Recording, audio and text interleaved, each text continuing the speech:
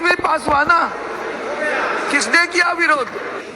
इस स्वार्थ के लिए आपने अब ये विशेष अधिवेशन बुलाया है। क्या जरूरत थी बताओ हमें? हमने विरोध किया था महिला आरक्षण को? क्यों जमाने से कहते हो कि हमने महिलाओं को आरक्षण का विरोध किया था? 2023 में इसी सदन में मैं था सदस्य, उस वक्त भी मैंने बोला, महिलाओं के समर्थन में सारा विपक्ष खड़ा रहा, 2 सदस्य छोड़कर सभी ने समर्थन दिया था। भूल गए? आपने विशेष अधिवेशन बुलाया है। किस वक्त बुलाया सर? जबकि देश में 5 राज्यों में चुनाव शुरू है। अभी क्या करें? कौन सा ढोल बजाए?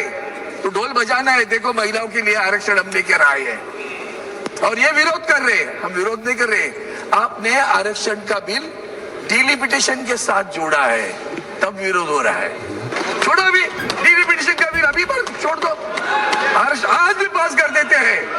आपके डिलिमिटेशन का बिल ये राजनीतिक बिल है सर। आदरणीय उद्धव जी ठाकरे साहब के नेतृत्व में महिलाएं हमारी मेयर बन गई। किशोरी पेडणेकर, विशाखा राहुल, श्रद्धा जाधव, अंबेडकर, बहुत सारी महिलाएं। उसमें महिलाएं ऐसी बनी जब आरक्षण नहीं था, खुला प्रवर्ग था, फिर भी शिवसेना ने उनको मुंबई का मेयर बनाया। ये हमारी महिलाओं के बारे में सम्मान रखने की बात है। इतना महिलाओं के बारे में आपके मन में आदर है। आज भी मणिपुर में दोबारा अत्याचार शुरू हुआ है। निर्भया हम नहीं भूले, हो सकता है आप भूले होंगे। हमारे महामहिम राष्ट्रपति जी को इसी सदन के उद्घाटन पर आपने नहीं बुलाया। कितना आदर्श है आपका, कितनी बड़ी आदर की भावना है महिलाओं के बारे में, और फिर भी जय श्री राम ढोंग गए। इस ढोंग के खिलाफ आप खड़े। आपकी कथनी और करनी में जन्म तक हर वक्त फर्क है। आपने कहा कुछ, किया कुछ अलग, आज भी वही कर रहे हो। समता शब्द हमारे प्रधानमंत्री ने प्रयोग किया, कहा है समता? बताओ तो सही। हमारे महाराष्ट्र में महिलाओं पे अत्याचार हो रहे, कलंकित कर रहे हैं महाराष्ट्र के हमारे। आप नहीं भूलना, कुलदीप सेनगर, ब्रिजमोहन सिंह, ब्रिजभूषण सिंह, नहीं भूलना। महिलाओं के सम्मान करने वाले लोग हैं क्या? बलात्कारी बहुत प्यारे है क्या आपको?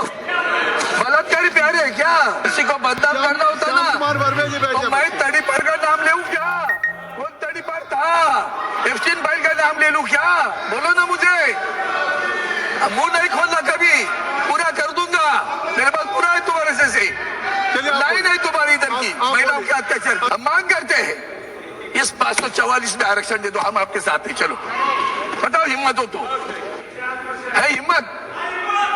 2023 में जब महिला आरक्षण का किया, क्या कहा था कि हम जनगणना करेंगे और उस जनगणना के आधार पर आरक्षण देंगे। आरक्षण में और क्या होगा?